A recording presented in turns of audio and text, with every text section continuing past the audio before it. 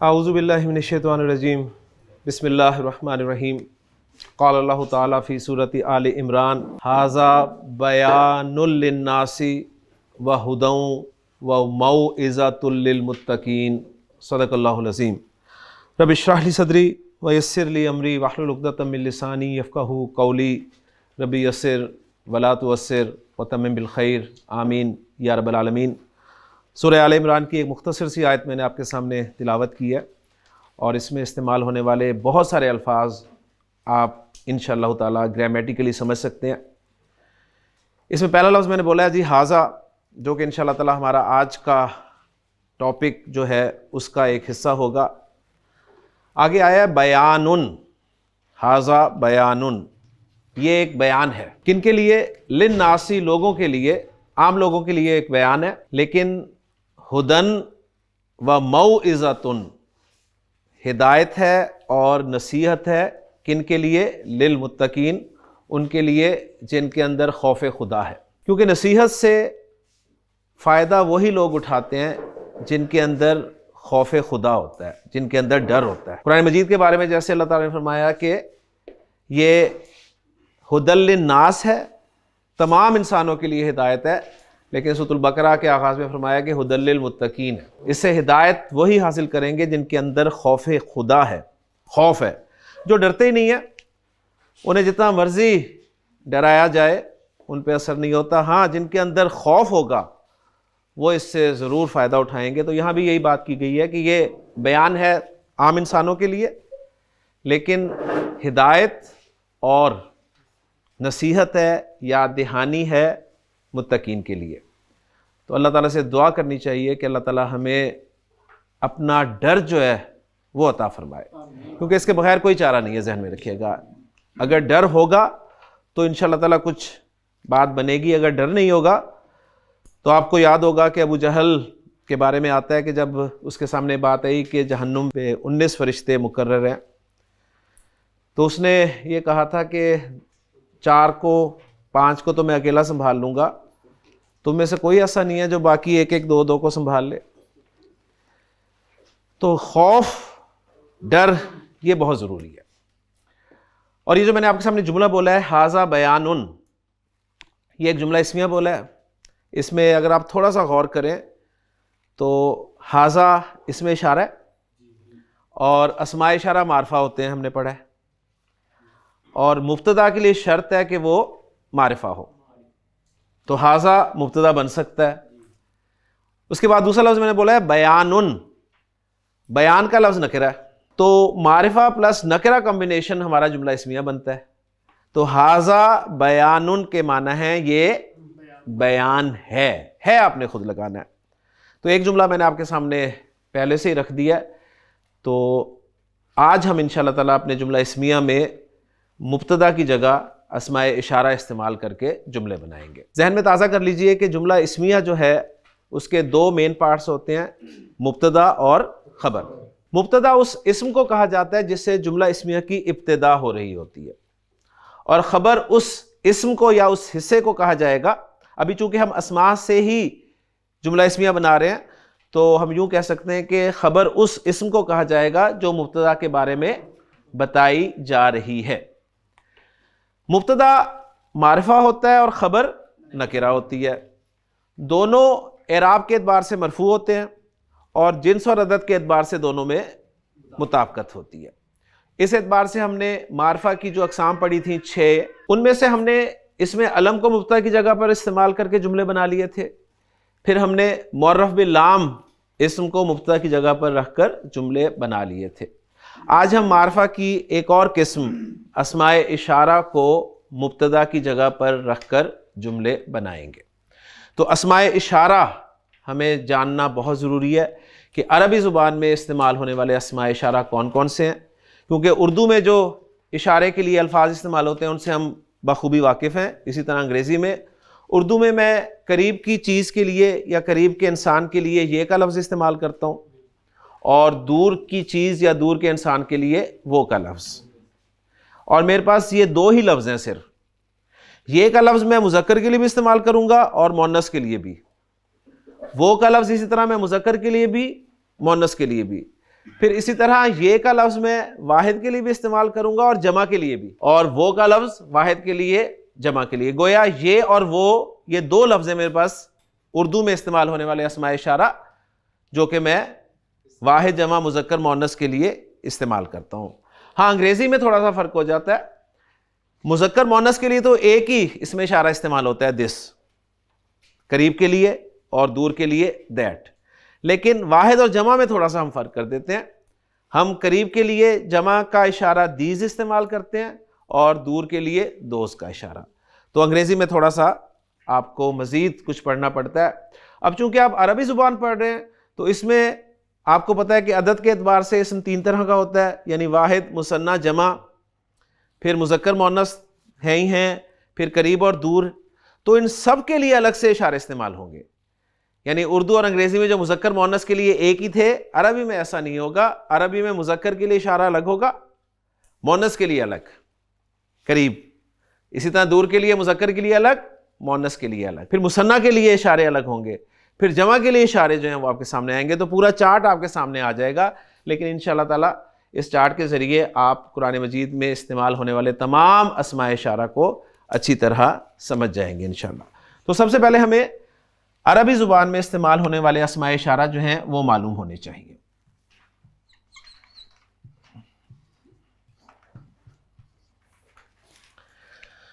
اسماء اشارہ جیسے کہ میں نے کہا کہ قریب کے لیے بھی ہیں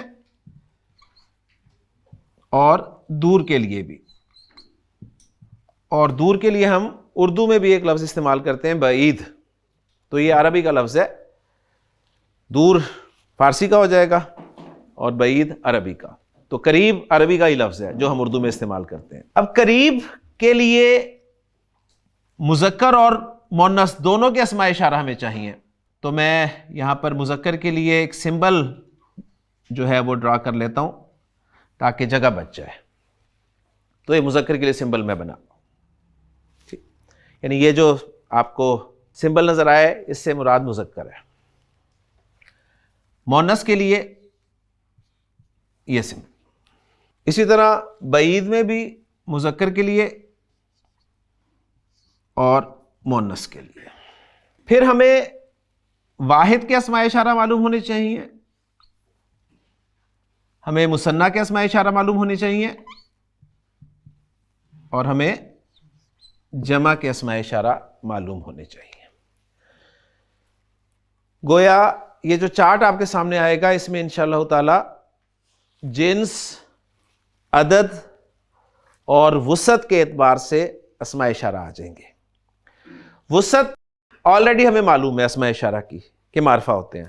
جنس، عدد، کیونکہ اسماء اشارہ بھی اسم ہے، اور میں نے آپ کو بتایا ہوا کہ جب بھی ہم اسم کی بات کریں گے تو اسم کے بارے میں چار باتیں آپ کو اچھی طرح معلوم ہونی چاہیے. چار باتیں ہر اسم کے بارے میں. نمبر ایک اس کی جنس، نمبر دو اس کا عدد، نمبر تین اس کی وسعت، اور نمبر چار اس کا اعراب. تو یہ چارٹ ہمیں بتا رہا ہے اسماء اشارہ معرفہ ہیں، وسعت کور ہو گئی. اس چارٹ میں ہمیں مذکر مؤنث اور واحد مثنیٰ جمع کے ذریعے سے جنس اور عدد کا پتہ چل جائے گا. اب رہ گیا ایک پہلو اعراب کا. تو میں جو چارٹ آپ کو بتانے لگا ہوں یہ چارٹ ان اسماء اشارہ پر مشتمل ہے جو مرفوع ہیں. تو مرفوع اسماء اشارہ میں آپ کو بتانے لگا ہوں.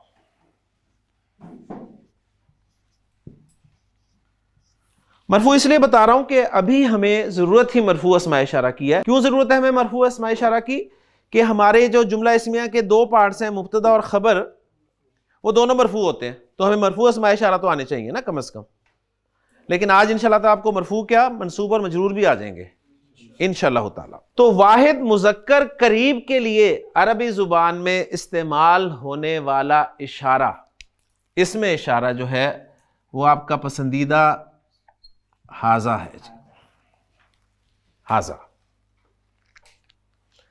ہاذا آپ یہ کے لیے استعمال کریں گے، دس کے لیے استعمال کریں گے، لیکن واحد مذکر کے لیے، واحد مذکر کے لیے اردو میں ایک کے لیے جو قریب ہو، چاہے انسان ہو چاہے کوئی چیز ہو، ہاذا کا لفظ استعمال کیا جائے گا. آپ کے لیے بھی میں ہاذا کروں گا, اس قلم کے لیے بھی میں ہاذا کروں گا. اس کے بعد مؤنث کے لیے, واحد مؤنث قریب کے لیے عربی زبان میں جو اشارہ استعمال ہوتا ہے وہ ہوتا ہے جی ہازیہی. ہازیہی.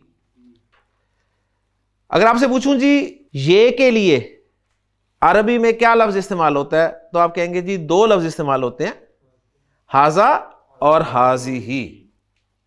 آپ سے پوچھا جائے ان دونوں میں فرق کیا ہے, تو آپ کہیں گے کہ ہاذا سے مراد یہ مذکر ہے اور ہازیہی سے مراد یہ مؤنث ہے. کلیئر ہو گیا نا؟ تو اردو میں ایک ہی لفظ تھا, عربی میں دو لفظ ہو گئے. دو مذکر چاہے انسان ہو چاہے دو مذکر چیزیں ہوں, تو اشارہ استعمال ہوگا ہازانی. آنی دیکھیں پھر آ گیا ہازانی. ان دو کی طرف میں اشارہ کروں گا, کوئی جملہ بولنا چاہوں گا تو کہوں گا ہازانی. ان دو کے لیے میں کوئی جملہ بولنا چاہوں گا, انہیں مبتدا کی جگہ پہ استعمال کروں گا تو میں کہوں گا ہازانی. فالو کر رہے ہیں نا؟ الحمدللہ. پھر دو مؤنث کے لیے یعنی مثنی مؤنث کے لیے جو اشارہ استعمال ہوگا وہ ہوگا ہاتانی. اور ساتھ نوٹ کر لیجئے یہ مرفوع اسماء اشارہ ہیں. یہ مرفوع, جہاں بھی ہمیں مرفوع اسماء اشارہ کی ضرورت پڑے گی ہم یہ والا چارٹ جو میں آپ کے سامنے لکھ رہا ہوں اس کی طرف رخ کریں گے. تو چار اسماء اشارہ ہمارے سامنے آ گئے جی, ہاذا, ہازیہی, ہازانی, ہاتانی. اب ہمیں جمع کے لیے اشارہ چاہیے مذکر اور مؤنث کے لیے. ہماری خوش قسمتی ہے کہ عرب ان دونوں کے لیے ایک ہی اسم اشارہ استعمال کرتا ہے. ایک ہی اسم اشارہ جمع مذکر کے لیے بھی استعمال ہوگا اور جمع مؤنث کے لیے بھی, اور وہ ہے ہاؤلائی. ہاؤلائی. ہاؤلائی جمع مذکر کے لیے بھی اور ہاؤلائی جمع مؤنث کے لیے بھی. یہاں پر ایک چھوٹا سا سوال اگر میں آپ سے پوچھوں کہ ہاؤلائی ایک اسم ہے, کون سا اسم ہے؟ اسم اشارہ ہے. ہاؤلائی کے بارے میں چاروں باتیں مجھے بتائیں, جنس, عدد, وسعت اور اعراب. تو آپ بتا سکتے ہیں نا مجھے؟ آپ مجھے بتا سکتے ہیں جنس کے اعتبار سے یہ مذکر بھی ہے مؤنث بھی ہے, مذکر بھی ہے مؤنث بھی ہے, ٹھیک ہے. عدد کے اعتبار سے جمع, وسعت کے اعتبار سے معرفہ, اسماء اشارہ معرفہ ہوتے ہیں, اعراب کے اعتبار سے مرفوع. بس یہ میں نکلوانا چاہ رہا تھا, کیونکہ آپ نے جب زیر کو دیکھنا ہے نا, اینڈ پہ آنے والی زیر, تو ساتھ ہی زیر ہو جانا ہے, کیونکہ ہر اسم کا اپنا اعراب ہے. واحد اسم کا اعراب مرفوع کیسے آتا ہے؟ دو پیش کے ساتھ. الف لام لگ جائے تو ایک پیش رہ جاتی ہے. مثنی اسم کا اعراب مرفوع فارم میں کیسے آتا ہے؟ آنی کی آواز کے ساتھ. اور منصوب اور مجرور عینی کے ساتھ. جمع سالم مذکر مرفوع کس طرح آتا ہے؟ اونا کی آواز کے ساتھ. اور منصوب اور مجرور اینا کی آواز کے ساتھ. جمع مکسر چاہے مذکر ہو چاہے مؤنث مرفوع کس طرح آتا ہے؟ دو پیش کے ساتھ. الف لام لگ جائے تو ایک پیش رہ جاتی ہے.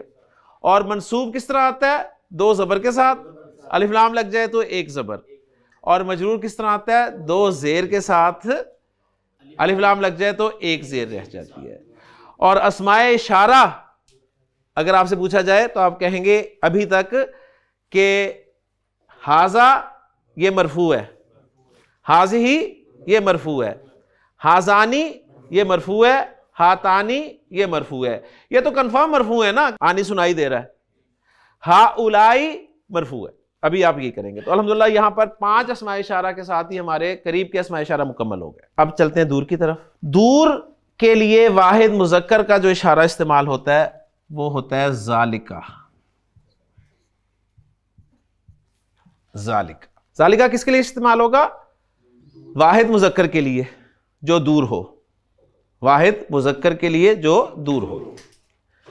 واحد مؤنث جو دور ہو اس کے لیے اشارہ استعمال ہوگا تلکا.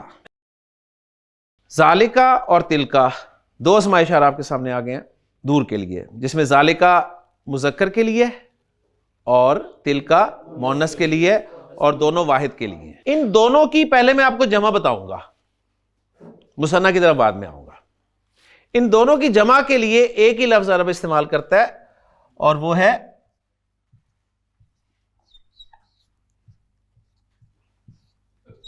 اولئک. اب اسماء اشارہ میں اولئک یاد کر لیں, یہ جمع کا اشارہ ہے. جمع مذکر کے لیے بھی یہی استعمال ہوتا ہے, جمع مؤنث کے لیے بھی یہی استعمال ہوتا ہے. قریب اور دور میں سے دور کے لیے استعمال ہوتا ہے اولئک. تو 3 اسماء اشارہ آپ کے سامنے آ گئے, ذالکا, تلکا اور اولئک. جب آپ نے یہ تمام اسماء اشارہ اپنی کاپی پہ لکھ لینے ہیں نا, تو جب بھی اسماء اشارہ کی ہمیں ضرورت پڑے گی نا, آپ نے بالکل کاپی کے شروع میں ایک فہرست بنانی ہے جس میں نمبر ڈال دیجئے گا کہ اسماء اشارہ اس پیج پہ لکھے ہوئے. جب بھی ضرورت ہوگی ہمیں اس پیج پہ جائیے گا اور وہاں سے ریکوائرڈ اسم اشارہ جو ہے وہ اٹھا کر لگا دیجیے. زبانی یاد نہیں ہوتے ابھی نہ کریں, کوئی بات نہیں, ابھی کانسیپٹس لیں آپ, یاد کرنے کے لیے انشاءاللہ تعالیٰ وقت پڑا ہے. یہاں پر ایک آپ کو دلچسپ بات بتا دوں کہ واحد اور جمع کے اسماء اشارہ جو ہے نا, ان کا استعمال آپ کو قرآن میں ملے گا. واحد اور جمع کے, مثنیٰ کے بہت کم ہے, بہت کم ہے. شاید کوئی 1 دفعہ آ گیا, کوئی 2 دفعہ آ گیا ہوگا مثنیٰ والے, اور شاید ان میں سے مثنیٰ میں سے جو ابھی پورے نہیں لکھے میں نے, ان میں سے کوئی ایسا بھی ہوگا جو 1 دفعہ بھی نہیں آیا ہوگا, لیکن ہم چارٹ پورا کر لیتے ہیں. اس لیے مثنیٰ کے اسماء اشارہ کی ٹینشن آپ نے نہیں لینی, آپ کو واحد اور جمع کے اسماء اشارہ جو ہیں وہ پکے ہونے چاہیے. تو اب میں آپ کو دور کے مثنیٰ کے اسماء اشارہ بتانے لگا ہوں. پہلے مذکر کا بتاؤں گا. تو مثنیٰ مذکر کا دور کا اشارہ جو ہے وہ ہے زانی.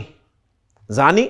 اب یہاں پر تھوڑا سا اگر غور کریں تو زالی کے ساتھ بھی کا لگا ہوا ہے, تل کے ساتھ بھی کا لگا ہوا ہے, اولائی کے ساتھ بھی کا لگا ہوا ہے. تو اب زانی کے ساتھ بھی کا لگا دیں تو کوئی مسئلہ ہے؟ زانی کا تو آواز آنی کی ہے, بس کا لگا ہوا ہے ساتھ, اور وہ سب کے ساتھ لگا ہوا ہے جو دور کے اشارے ہیں. زانی کا. اور تلکا کے لیے مثنیٰ جو استعمال ہوگا وہ ہوگا تانی. تانی اور کاف لگا دیں ساتھ تو یہ بن گیا جی تانی کا. یہ آپ کے دور کے اسماء اشارہ ہو گئے. کل کتنے ہیں؟ 10. ہاذا, ہازانی, ہاؤلائی. ہاذا, ہازانی, ہاؤلائی. کوئی مؤنث ہوگی تو ہازیہی, ہاتانی, ہاؤلائی. ذالکا, زانکا, اولائکا. تلکا, تانکا, اولائکا. بس 1-2 مرتبہ اپنی زبان سے نکال دیجئے. ہاذا, ہازانی, ہاؤلائی. ہازیہی, ہاتانی, ہاؤلائی. ذالکا, زانکا, اولائکا. تلکا, تانکا, اولائکا. اب جی ہم نے اپنے جملہ اسمیہ میں مبتدا کی جگہ پر اسماء اشارہ استعمال کرنے ہیں, تو میں ایک ایک اسم اشارہ استعمال کر کے آپ کے سامنے جملے بناؤں گا. پہلا اسم اشارہ کیا ہے جی؟ ہاذا. میں اس کو مبتدا کی جگہ پہ رکھتا ہوں.